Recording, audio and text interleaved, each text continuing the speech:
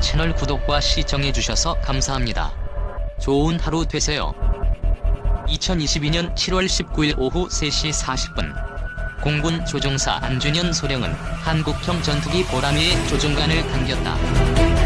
KF-21은 경남 사천 공군 제3훈련비행단 8주로를 가뿐하게 박차고 올랐다. 이날 이륙은 우리도 드디어 따라잡았다는 의미가 있다.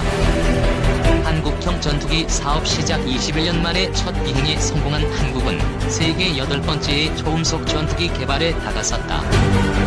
지금까지 초음속 전투기를 개발한 국가는 미국, 러시아, 중국, 일본, 프랑스, 스웨덴, 유럽 컨소시엄뿐이다.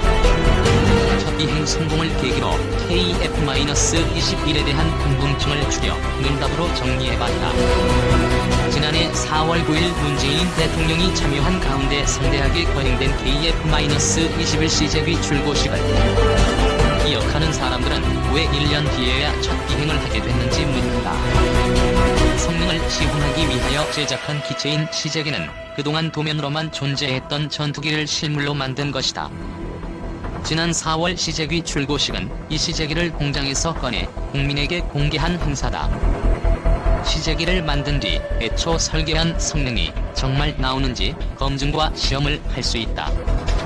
지난 1년 동안 KF-21 시제기 6대로 각종 성능, 기체 구조 시험을 했다. 시제기는 승용차에 비유하면 조립을 마치고 공장에서 나온 아직 엔진 시동을 걸지 않는 상태의 자동차다. 자동차 엔진의 시동이 정상적으로 걸려야 차가 움직이고 각종 장비가 작동하는 것처럼 전투기도 엔진 시동이 걸려야 제 성능을 발휘한다. KF-21은 지난해 4월 9일 시제기 출고 행사 13일 뒤인 4월 22일 최초 엔진 시동에 성공했다. 최초 엔진 시동 이후 1년 넘게 엔진 출력을 높이는 시험, 기체가 8주로를 고속으로 달리는 지상주행 시험 등을 거쳐 지난 19일 첫 비행에 성공했다. KF-21에는 3만 개가 넘는 부품이 들어간다. 또 22만 개가 넘는 미백과 볼트, 7,000개 구조물, 550개의 전자장비 등이 제 성능을 발휘하는지 확인하는데 시간이 필요했다. 첫 비행은 끝이 아니라 시작이다. 첫 비행을 시작으로 앞으로 4년간 2200번가량의 비행을 통해 각종 성능과 공대공 무장 적합성 확인 등을 마치면 2026년부터 본격적인 한국형 전투기 양산에 들어간다. 초음속 전투기인 KF-21 최고 속도는 음속의 1.8배다. 첫 비행에선 이에 훨씬 못 미친 시속 약 400km로 비행했다. 일본 포털에 실린 한겨레 KF-21 첫 비행 1호 기사에는 시속 400km는 제로센보다 느리다. 댓글이 달렸다. 제로센은 2차 대전 때 일본군 전투기로 최고 속도는 600km 안팎이다. 하지만 이런 반응은 시험 비행의 특성을 몰라 나온 것이다. 지난 19일 KF-21 첫 비행은 이륙과 착륙 성능 확인에 초점을 뒀다. 시제기 첫 비행에서 최고 속도를 확인하진 않는다. 앞으로 2200번가량 시험 비행을 하는데 초기에는 이 착륙 같은 항공기 안전성을 확인하는 데 주력한다. 이후 고도, 속도, 기동을 순차적으로 높여 2026년께 최종적으로 비행 성능과 조종 특성을 검증할 예정이다. 사람에 비유하면 첫 비행은 바닥을 기어다니던 아기가 땅을 딛고 서서 첫 발자국을 뗀 것이다. 첫 발자국을 떼고 아장아장 걷기 시작한 아이는 시간이 갈수록 빠르게 걷고 뛰고 도움닫기를 한다. 제로센보다 느린 한국형 전투기란 일본 누리꾼의 반응은 이제 첫 발자국을 뗀 아기에게 왜 당장 달리고 높이 뛰기를 못하느냐고 다그치는 격이다. KF-21은 2001년 8월 김대중 대통령이 한국형 전투기 사업으로 시작한 지 21년 만에 첫 비행에 성공했다. 21년이 걸린 이유는 기술 개발의 어려움뿐만 아니라 7차례 사업 타당성 조사에서 6차례나 타당성 없다는 결론이 났기 때문이다. 돈이 너무 많이 드는데 사업이 성공할지 불투명하고 투입비용 대비 이윤을 남길 수 없다는 이유였다. 사업 타당성이 있다는 결론이 나오는데 9년이 걸렸고 사업이 가다서다를 반복했다. 내에선 한국형 전투기 사업 자체에 대한 회의적인 시각이 많았다. 이런 주장을 펴는 쪽은 미국과 유럽 같은 항공 선진국이 아닌 한국이 많은 돈과 시간을 들여 굳이 전투기를 만들 필요가 없고 이미 성능이 검증된 미국 전투기를 사오는 게 빠르고 싸고 안전하다고 판단했다. 한국형 전투기 사업에는 단군 이래 최대 무기 사업이란 수식어가 항상 붙어 다닌다. 개발 비용에만 8조 8천억 원이 들어가기 때문이다. 이 돈은 일선 부대에 배치할 양산 비용과는 별도다. 개발 비용, 기간, 성능 등을 감안하면 한국형 전투기 사업은 가성비가 너무 낮다는 것이다. 성능 좋은 아우디를 바로 구매할 수 있는 돈으로 왜 소나타를 오랜 시간을 들여 개발하느냐는 식의 불만이 군 안팎에서 계속 나왔다. 한국형 전투기 사업은 30에서 40년 된 낡은 전투기인 F4, F5를 바꾸는 사업 성격도 컸다. 사업이 늦어지고 F4, F5 추락 사고가 계속 일어나 조종사들이 숨졌다. 언제 개발돼 실전 배치될지 모를 한국형 전투기를 기다리지 말고 검증된 미국 전투기를 빨리 사와야 한다는 주장도 계속 나왔다. KF-21은 레이더에 잡히지 않는 스텔스 기능을 갖춘 5세대 전투기에는 못 미치고 부분적 스텔스 기능을 갖춘 4.5세대 전투기다. 미국 등 항공 선진국이 6세대 전투기 개발에 나선 상황을 감안하면 한국이 앞으로 30년간 사용하기에는 KF-21이9형 전투기란 지적도 나온다. 방위사업 청도 KF-21이 세계 최고 수준의 전투기가 아니란 점은 인정한다.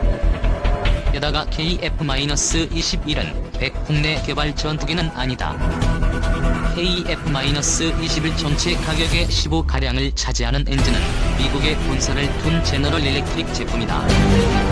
KF-21 시제기의 국산화율은 65 수준이다. 엄밀히 말하면 KF-21은 국내 독자 개발 전투기가 아니라 국내 주도 개발 전투기다. 가성비가 낮고 만드는데 시간도 많이 걸리고 국산화율도 기대보다 높지 않는데 왜 굳이 국산 전투기를 개발하려고 할까? 전투기 독자 플랫폼을 확보하는 게 중요하기 때문이다. 미국에서 돈 주고 사온 전투기는 고장나면 주요 부품은 우리 마음대로 수리 못하고 미국 허가를 받아야 한다. 독자 플랫폼의 중요성을 이야기할 때 2011년 타이거아이 사건이 자주 등장한다. 타이거아이는 F-15K 전투기의 동체 밑에 장착돼 있는 센서로 함이나 악천 후에도 정확하게 폭격할 수 있도록 도와주는 장비다. 2011년 8월 미국 방부 비확산 담당 수석 부차관보 등 11명의 조사단 일행이 한국을 방문했다. 이들은 한국이 미국에서 사온 전투기인 F-15K 센서인 타이거아이 무단분해 의혹을 조사하러 왔다. 미국 조사단은 한국 공군 고위 관계자와 공군 정비청 관계자를 불러 형사가 범인을 취조하듯 윽박질렀다. 당시 한국 공군은 타이거아이가 너무 고장이 자주 나서 이물질이 들어갔는지 확인하려고 정비한 것이라고 해명했으나 미국은 고함을 지르고 책상과 벽을 주먹으로 치는 등 한국 공군 관계자들을 몰아붙였다고 한다. 당시 미국이 겉으론 타이거아이 봉인 무단 훼손을 문제 삼았지만 속으로는 한국이 타이거아이를 분해한 목적이 당시 개발 중인 한국형 전투기에 조립할 기술을 되돌리기 위한 것 아니냐고 의심했다. 한국이 1970, 80년대 미국산 무기를 분해한 뒤 그대로 본따 익설계했던 것처럼 이번에도 그랬을 것이란 의심이었다. 타이거아이 봉인 훼손 논란은 무기는 팔아도 기술은 안 판다는 미국의 무기 수출 원칙에서 비롯됐다. 미국이 한국에 이런 원칙을 고집하는 것은 한국형 전투기가 양산이 되면 한국에 팔 미국 전투기 규모가 줄어들기 때문이다. 미국은 전투기를 팔고 난 뒤 부품과 성능 업그레이드를 통해 돈을 번다. 30년 안팎 사용하는 전투기 총용비 가운데 최초 도입비는 30이고 유지 보수 비용이 70를 차지한다. 국내 정비가 제한되니 부품비와 수리비는 미국이 부르는 게 값이다. 미국은 전투기를 팔면 부품값을 계속 올린다. 미국은 2014년 타이거 처음 도입 때보다 부품 가격을 평균 6배 인상을 요구했다. 부품과 수리 문제는 바가지 가격뿐만 아니라 공군 전투력에도 큰 지장을 준다. 전투기 전투기 핵심 부품이 미국에서 와서 수리하는데 6개월에서 1년 이상이 걸릴 때도 있다. 이 경우에는 비싼 전투기가 임무를 수행할 수 없다. 공군 주력기인 F-15K와 F-16의 수리 부품 부족으로 인한 임무송 제약이 심각하다. 공군이 보유한 F-15K와 F-16은 약 200여 대 가량인데 최근 5년간 F-15K의 수리 부속 부족으로 인한 비행 불가 발생 건수는 535건. 수리 부속 부족으로 인한 특정 임무 불가 발생 건수는 79건이라고 더불어민주당 안기부 의원실이 지난해 밝힌 바 있다. F-16은 같은 기간 수리 부속 부족으로 인한 비행 불가 발생 건수 548건. 수리 부속 부족으로 인한 특정 임무 불가는 1202건이 발생했다. F-15K의 경우 한 번 임무 불가 상태면 평균 16일간 임무를 수행할 수 없었으며 F-16은 평균 92일간 임무를 수행할 수 없었다. KF-21C제기 1호기가 19일 오후 경남 사천에 있는 공군 제3훈련비행단 활주로에서 이렇게 첫 시험 비행하고 있다. 방위사업청 제공. 수리보다 더 큰 문제는 전투기 무장 시스템 업그레이드에서 생긴다. 국산 미사일 등을 개발해 전투기에 달아 시험하려고도 해도 미국 허락을 받아야 한다. 미국이 허락하지 않으면 미사일 등 첨단 무기체계 개발에 발목이 잡힌다. 아무리 최신 전투기라고 해도 미사일 등 무기를 달고 첨단 전자장비와 네트워크를 구성하지 않으면 하늘에 떠있는 쇳덩이에 불과하다. 미국에서 사온 전투기에 국산 미사일 등을 달아 시험하려면 미국 허락을 받아야 한다. 최신 항공전자 장비가 들어간 전투기는 소프트웨어 업데이트를 제때 하지 않으면 성능을 발휘하기 어렵다. 이런 문제들은 전투기를 국내에서 개발해 독자 플랫폼을 확보하면 풀린다. 지난해 4월 9일 한국형 전투기 시제기 출고식에서 문재인 대통령은 국산 전투기가 갖는 장점은 이루 말할 수 없다. 우리가 필요한 시점에 언제든 제작해서 실전에 투입할 수 있다. 언제든지 부품을 교체할 수 있고 수리할 수 있다. 개발 과정에서 획득한 A사 레이더를 비롯한 최첨단 항전 기술을 KF-16, F-15K와 같은 기존의 전투기에 적용하여 업그레이드할 수도 있다고 말했다. 한미 동맹을 강조하며 정체 자주 국방을 거론하지 않던 윤석열 대통령도 지난 19일 KF-21 첫 시험 비행 성공 6시간 뒤 자주 국방으로 가는 쾌거라고 밝혔다. 그만큼 독자 플랫폼 확보가 중요하기 때문이다.